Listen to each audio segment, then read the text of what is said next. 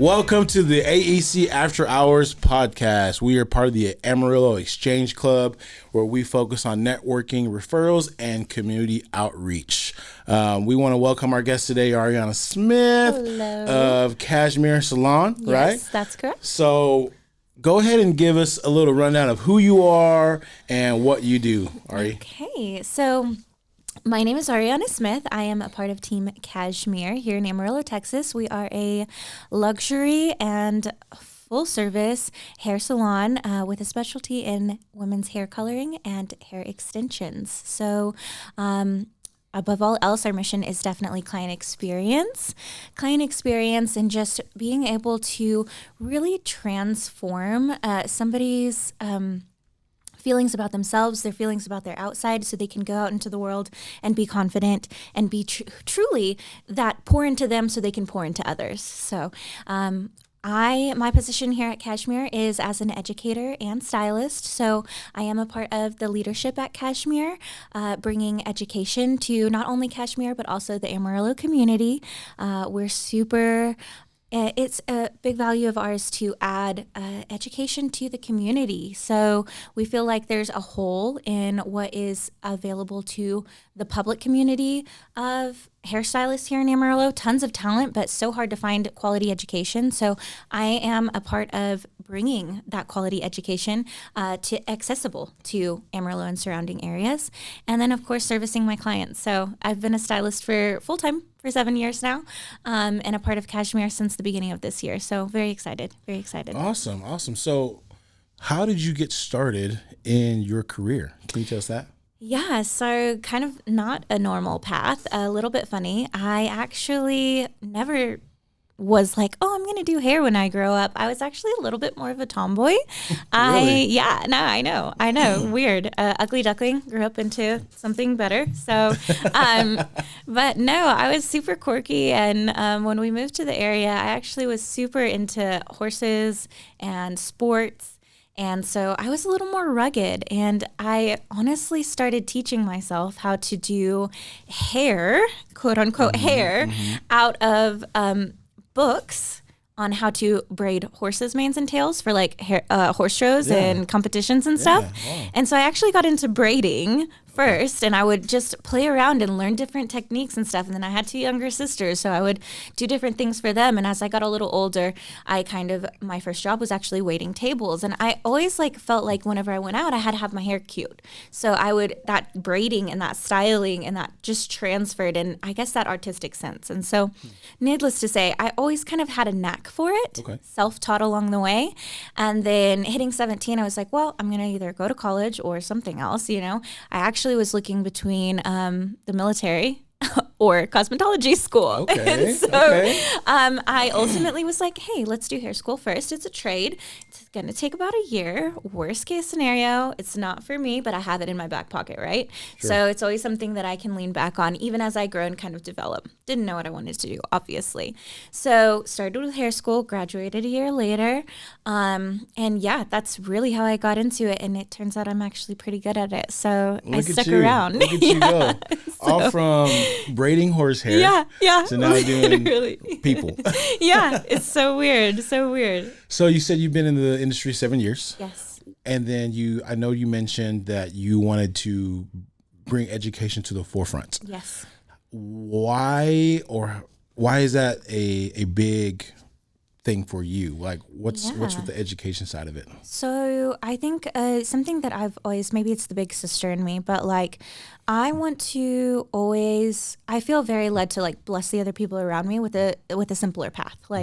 I kind of bulldoze my way through and learn things a lot of times the hard way, or I am very comfortable with failure and trying things and trying again. And so I instinctually just am very led to hey, you don't have to suffer. Let me show you an easier way, or whatever it is. Let me help you focus. Let me help motivate you. Those types of things. I've always felt very led from the beginning.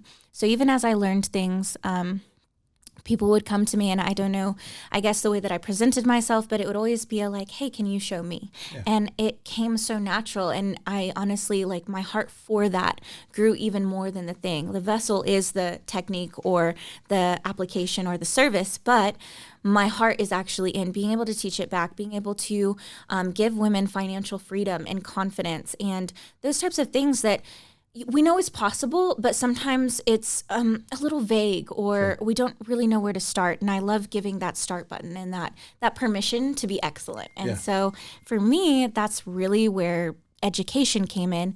And so pretty much from the beginning, I started teaching back and making investments into that area. I had really good mentors fresh out of hair school. Amanda Perrick, who's now the owner of BP Squared, and then Areli, who is the owner of, gosh, I'm going to not think of her salon name right now, Linux Salon. They were two leaders of the Braxton Paul and Wade Gordon companies, and they were the color educators for the salon at the time that I was there. And they instilled so much from, TG and from them and me, and I always admired them. I admired the big girls, you know what I mean? And I loved how they led and how knowledgeable they were. And it was like, even if they didn't have the answer, they would get the answer, And I was like, that's what I want to be like. And so even like that being my start in the beginning, it inspired me.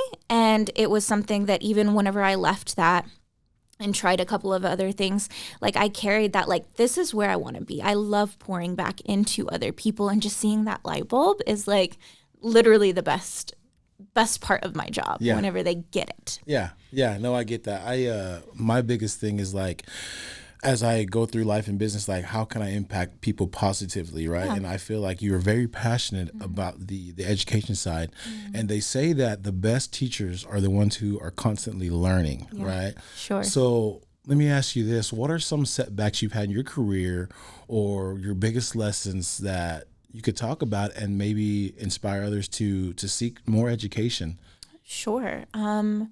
So I think personally, the setbacks in my career, my biggest setback was whenever I first started, within 6 months, I also went through a divorce. And so it went from double, 2 incomes while I kind of like try this thing out and try to get on my feet to, congratulations, you're on your own. And you're also inheriting the house and the dogs and the car payments and the things. So this has to work. That's like, scary. This has to work. Like, there's no like, there's not a fall, like, I'm the fallback. Like, this is my plan B, and it's all on me. And so that was not necessarily setback, but it was intimidating, and it came from a bit of survival and desperation. My original inspiration did, but there was something in me that always knew, like, no matter what, I'm going to make it work. Like, there's a resilience factor that I was bred into me, that I'm like, no, we're gonna figure it out, and we're gonna figure it out fast. And so I think I had to throw myself into it a little bit faster than some other people who might have like a little bit more comfortable or supportive system around them. And so that being on my own and kind of forcing myself to grow exponentially quicker than anybody else, I think became an advantage. It was a little intimidating in the beginning, but became an advantage overall. And so going forward, I genuinely don't think I can list another setback or negative, because everything's just a lesson to me. I haven't made everyone happy by far, like I still have people who I always tease. I'm like, being an artist is tricky, because someone will always think you're the worst and someone will always think you're the best. It's subjective. There's truly no measurement of who is the best or this, that, the other. It's genuinely perspective and observation. And honestly, that is hard whenever your heart is oftentimes attached to the rest of it. But ultimately, there's just lessons for me, just things, opportunities. Like, if it didn't work, radical accountability, because it's all on me. And so instead of wallowing in that or grieving in that or making excuses for that, it was just adapt. Okay, that didn't work.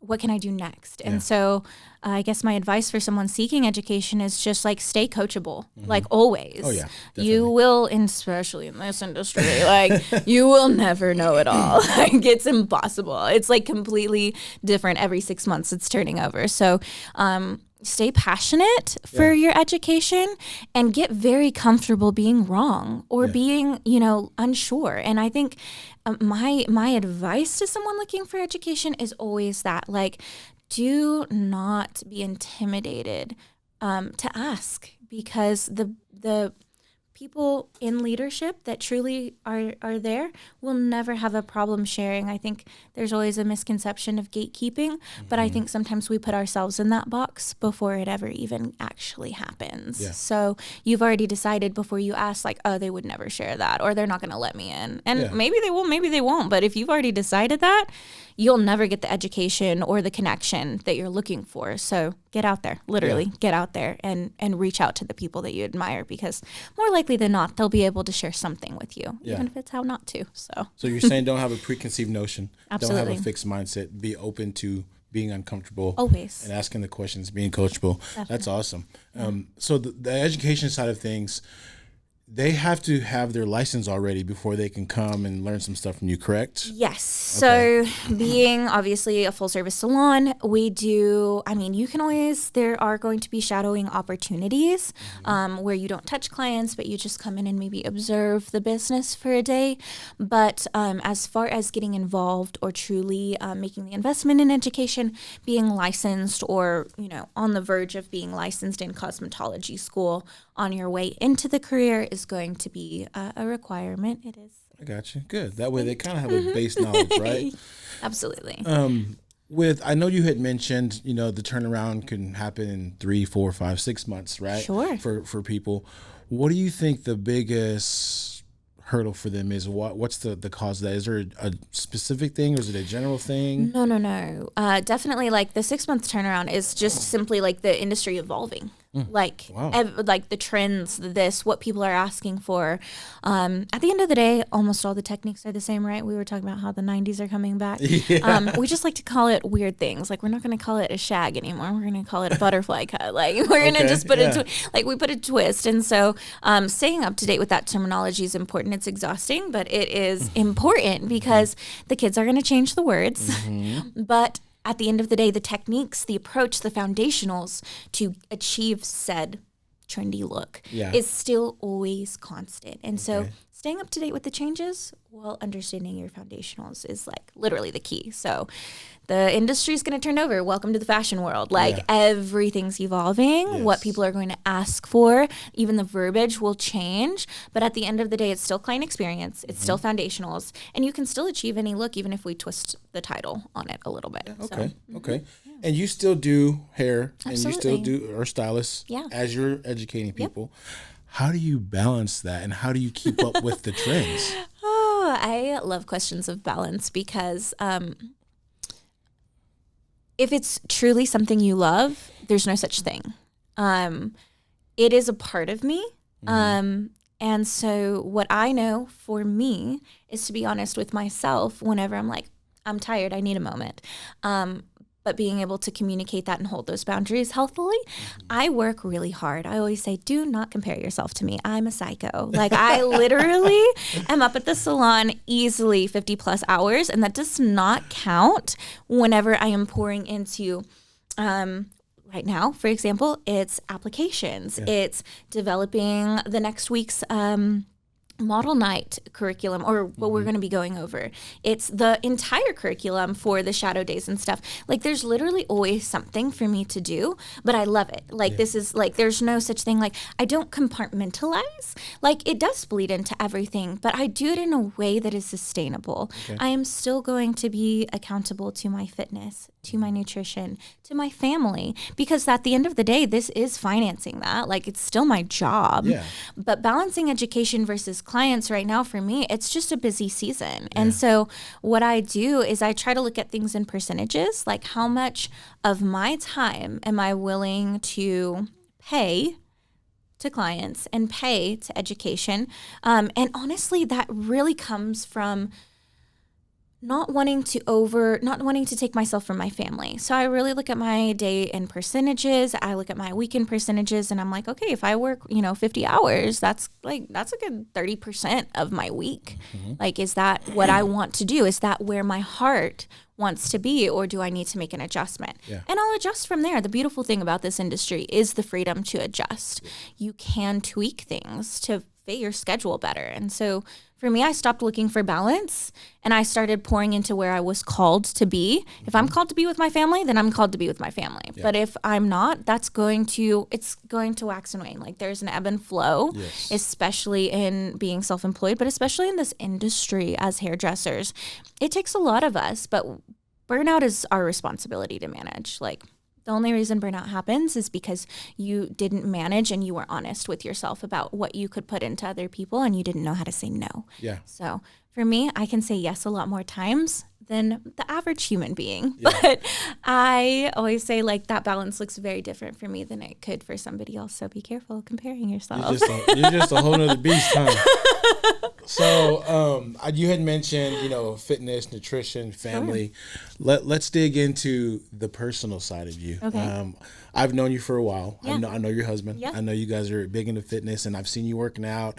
Yeah. And I think the last time we talked, are you training for something coming up, or is there like a wedding you were getting ready for? Yeah. Because you've been hitting it hard. I've been watching y'all. So yes, there's a few things coming up. I have one of my good friends, one of my best friends, is getting married in Mexico in August. So obviously you got to get the beach bod right. That's important. But I flirt with different competitions and marathons and things throughout the year just to keep, I don't know, it's to live life really more than anything, but just to spice things up, just to see if I can. I'm a big trier. So I just like to sample things, and I want to be alive, and I always think like I'm collecting evidence that I was alive. Collecting evidence. Yeah. Let's go. I like and that. So I don't want to look back and be like, I lived the same 6 months over and over and over and over again. Yeah. And I didn't try it because what? Because what? No. I'm going to try things, and I'm going to look stupid, and I'm going to get a little messy, and it's going to be a blast along the way. And I want to just make sure that I collect those memories. And dang, you got me want to sign up for a 5K now.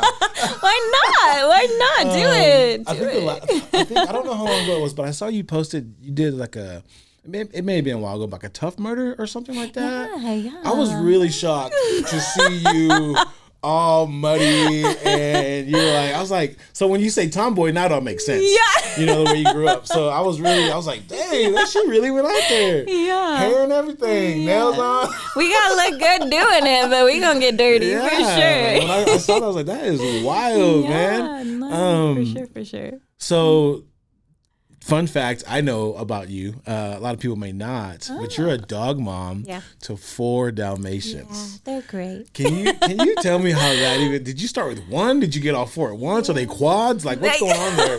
So, yes, I started collecting 9 years ago. So shopping for dogs, I am a huge animal lover. I love dogs. I love all animals. And I knew I wanted a dog. I grew up with German Shepherds in my house. Okay. As a child. We always had a dog, and there was always a German Shepherd. We had a few others, but always a German Shepherd. Okay. And so I knew, I was like, well, I don't want one of those because they're a little big. At the time, it was an apartment. And I was like, I don't know. I want to deal with that hair and deal with that size in an apartment. And so I was like, I want something more mid-sized. I don't want a little dog. Not a little dog person. At least I haven't been yet. But I wanted something mid-sized. Just enough dog to be a dog, but a little more petite than something that's going to be 100 pounds. Sure. So I shopped around a little bit, and I was a Disney baby growing up. I was princess. So I always loved 101 Dalmatians. And there was always the fascination. Never met one. Never seen one in real life, right? Like so many people say that to me. Same. And so I started shopping, and I started with AKC website because I wanted to be thorough. Shopping for a dog is a huge responsibility, and I don't believe in supporting backyard breeding, but I do believe there are good breeders that are super important to the community of dogs. And so started with AKC, researched some breeders of merit, and I landed on a couple, and I interviewed with them. mostly to see if I would be a good fit, because obviously if you're a breeder, you know the breed well. Yeah. And so I was like, hey, like, here's my lifestyle. Here's what I'm looking for. What do you think? And had a couple conversations with a couple different ones. And they were helpful in kind of guiding me and giving me like an expectation of what to expect. And then I kind of fell in love with one, way East Texas. She's located in Longview. Loved her dogs, loved her energy just in her conversations. You could tell she loves the breed and loves her dogs, and truly came from just a place of like wanting to make sure that stayed around. And so they live on a ranch out there and have a few dogs. And ultimately I chose her as my breeder, got on the wait list, all the things, and I picked out my first Dalmatian, and that was Raina. And so it was love at first sight, to say the least. They're rotten. But when I got her, fell in love. Loved her to death. And she grew up for the first year in that apartment. Wow. So we did all the training and stuff, and we had a little kitty cat. So she had like a little baby sister. But by the end of that year, she was getting a little big for that baby sister. And I was like, you know what? Like, she literally came from a litter of 12. I don't want her up in this apartment. Yeah, Dalmatians have big litters. I did not know that. Yeah, Holy they cow. have huge litters. So And they're pretty good sized dogs. You know, so when you said you didn't want a large dog, I was like, low key, Dalmatians are kind of large. They're not that big. They're not that big. So breed standard is actually 45 pounds for females, so they're not huge. They look big. They're leggy. They're athletic. So they're one of the most athletic breeds out there. Very diverse. They're just rotten. So they're divas. But brought her home. I was like, you know what? She needs a sister, obviously. So I reached out to my breeder. She was having a litter. She only has like one litter a year. With her, she has 4 females and 1 stud, but they'll only have 1 or 2 litters a year. So she is super ethical about it, and they live beautiful lives in between, which was important to me. I don't want to go to a puppy mill where they're just pumping out dogs, wearing them out, and making their lifespan shorter. So they live a beautiful life in between, super responsible. And then I went back for the next one. That was Miss Riley. And so needless to say, I was kind of choosing between a couple puppies that year and had my heart set on a couple. But I was like, ultimately, I was like, no, this is the one. So I came home with Riley. But long story short, one of the other puppies got placed in a home that wasn't a good fit. And about 5 weeks later, returned to the breeder. And so the breeder was like, hey, I know you were really looking at this one. Yeah. I think, like, you're obviously a good family. We love you, and we think you'd be a good fit. Like, would you consider taking her? I'm like, well, I can't say no now. So needless to say, number 3 came home about 5 weeks later, if I'm not mistaken. And so that's from the same litter. So they're actually different mamas. So that year there was a little bit of a debacle. So she bred my mama again from the year before. So they're full sisters, that 1 and 2. But when they went to the vet, they thought she hadn't taken. Like, they thought it didn't stick. She wasn't pregnant. And so since there was already a wait list for spring litter, she went ahead and bred one of the other females that was ready. Well, it turns out they both ended up pregnant. And so there was 24 puppies that year. Wow. That's an undertaking for the breeder. So, yeah, she was like, never again. But needless to say, this was the other mama's baby. So the first 2 are full sisters, but then the second one's a half sister. And then at that point you have a zoo. Like, once you go past 2, it's a zoo. So I was like, well, now I have to have an even number because there's an odd man out. You know what I mean? Symmetrical here. Exactly. There's always an odd man out. So I was like, well, I'm going to go ahead and get one more, but I've got to get these 2 raised up. It's like having twins. So, and they're already rotten. They're super smart, but they take a lot of structure and routine and training. So I spent 2 years kind of getting them trained up. So I had 1 year with my first one, but 2 with the 2. And then I went back for the 4th and got our final accessory. So the 3rd one's named Roxy, and then the last one's Rue. And Rue is the baby, and she's stereotypically the baby. She came home with a mouth on her. She can do no wrong. So now I have 4. 4 females. 4 females. All sisters, different litters. Wow. Yeah. So when you went through me listening to you, when you went through the journey of looking for them, you sound like you do everything with so much care and intention, absolutely, and thoughtfulness. Does that translate to your career too, and what you do every day? Absolutely. I think it's one of the things that makes me stand out from other hairstylists. It's Yeah. everything's done very intentionally.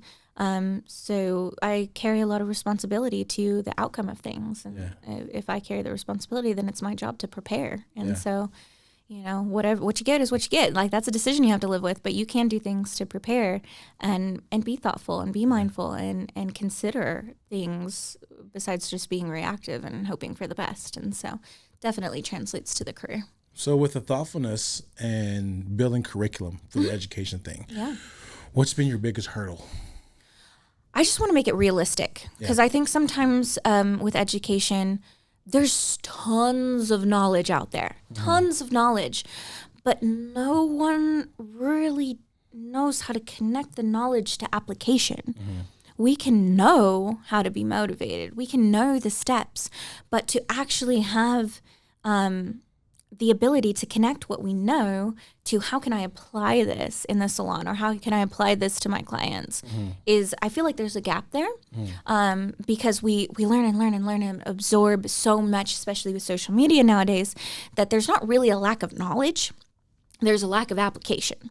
And so for me, I have a huge motive building the curriculum with application in mind. Like, I want this to be realistic for you to go out there and learn this, but also be inspired and confident to take that knowledge and apply it, try it, implement it, so that it can actually make an impact on your career and on your life. So a lot of that for me. I got you. And you say there's a lot of knowledge out there, right? And we're talking So YouTube, TikTok, Instagram, Facebook.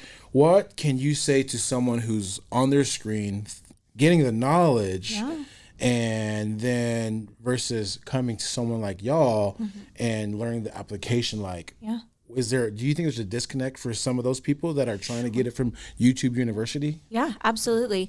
So YouTube University is great. Do it. Learn. It's an avenue to receive it, but take it all with a grain of salt, because it is YouTube University, and there's not any guarantee that that does work or is even right in the real world. So getting your education from someone like me, from someone like Kashmir, there is essentially a guarantee. Like, we know this works because not only have we tried and tested it, but we're literally an example of the success of whatever technique, practice, this, that, the other. And so when you come to somebody that is established, that is out there, you know, like, hey, like, something about what they're doing is working. And so there's a certain guarantee when you come to somebody who's in the field, in the midst of it, behind the chair, because there's a certain level of reality and relatability that can be had. And also there's the action. Like I said, it's usually a lack of action more than anything else, because you can know and learn. But when that client's sitting in front of you, if you don't adjust your verbiage, if you don't practice the consult, if you don't try the technique, if you don't try the product, then how on earth are you actually making any progress? You're just going through and repeating the same average or beginner applications and things that you started with. So there has to be a certain amount of bravery to put what you're learning into action, but also in a careful way. And I think that guarantee comes from investing in somebody that is already in the middle of it, because they're able to kind of give you those shortcuts. It's always like those little things on Mario Kart where you like run over it and it's like zoom. Like that's what we're doing. That's what we're doing. We're fast doing forwarding that. their skills and their education. If they're willing. There's a phrase I heard a long time ago that said, you can't walk someone through the fire until you've walked it through the fire yourself, 100%. Right? And you're in the grind, you're on the front lines, you're walking through the fire. Can't skip suffering. But you can also say, hey, I've already done this. This is what's going to happen if you don't do the things the way I did it, right? Like, you can minimize it. You know, you can try to help them miss their falls and fails. So let me ask you this. What is an ideal referral or an ideal client or someone for your education side? Like, how can we help support you, and how can our listeners help support you? Absolutely. So my ideal client, or not client, but my ideal person ready to invest in education is always going to be somebody who is very hungry. I always tease that I'm like, I'm not here to teach just anyone. I'm here to teach the ones that want this. Like, I'm a bit of a no-nonsense approach. I'm a tough love girly. Like, there's no way around it except through it sometimes. And if you come to this because you think it's going to be fun or easy or you're going to come play with hair, like, you are in for a tough surprise, because the people who make it in this industry are some of the most resilient people that I've ever met in my life. Huge hearts, huge passion, but so resilient, because you're dealing with so many different avenues of business, customer service, training. Like, there's literally so much that you have to pour into. So if you think this is going to be easy, like, don't even come. Like, don't. Like, even call. No. If you are ready to really elevate your career, because you know in your heart of hearts, like, you don't just want to be another hairstylist. I call it hobby hairstylist. Like, you're just there kind of like making some money on the side. That's fine. I love that for you. But if you in your heart of hearts, like, no, like, I see this as a brand, as a career. Like, I want to elevate this. I want to take care of my customers, and I want to be able to show up as my best self, and I'm willing to put in the work, and I'm willing to put in the time, I'm for you. Because I promise you, the type of curriculum that I'm developing is for the person that cares about details, that cares about their clients, and that wants to show up as an elevated version of the industry. Sure. So I want to always make the people around me better than even myself. That's always the goal. That's the best teacher, right? Like, if I can teach you to be better than me, then awesome. I'm going to make it hard for you. Yeah. I'm going to make it hard for you. But, like, that should always be my goal. Like, I want you to succeed. And so I think the ideal person investing in me is obviously about to be out of cosmetology school or about to be enter the industry, but that is determined to expedite their success through hard work, and wants somebody to coach them, and who's going to believe in them along the way and tell them the truth and give them the hacks, because that's all that we want to do, is make your life easier through what we already know. Skip that suffering button a little bit, at least some of the time. Suffering. So can you go ahead and let the viewers know how to get a hold of you, best contact? Sure. So best contact for Kashmir is always going to be to call the salon. We also have a website. It is KashmirSalonAmarillo.com. You can go ahead and go on there, get a little bit of our mission statement, a little bit of our background and what we do, as well as book an appointment or even keep up to date with our classes and things. We also have social media. You can find us on Instagram and Facebook. Our Instagram is Kashmir Salon. I think it's Kashmir Salon. It's Kashmir Salon or Kashmir Amarillo. Kashmir Salon Amarillo. One of those two. I'll find out for you guys. But you can find Kashmir Salon Amarillo online, on Instagram, on Facebook. And then, of course, you can always call us. We're always happy to visit with you about appointments or other opportunities that we're offering. So awesome. Sweet. Well, again, Auriana Smith, Kashmir Salon. This has been a great conversation. I've enjoyed getting to know a little bit about you more, and your passion, it just exudes. You know, you bleed passion. You're very thoughtful and meticulous about what you do, and I really, really respect that. Thank you guys for watching today. Again, we're the Amarillo Exchange Club AEC After Hours podcast, where we focus on networking, referrals, and community outreach. Y'all have a great day.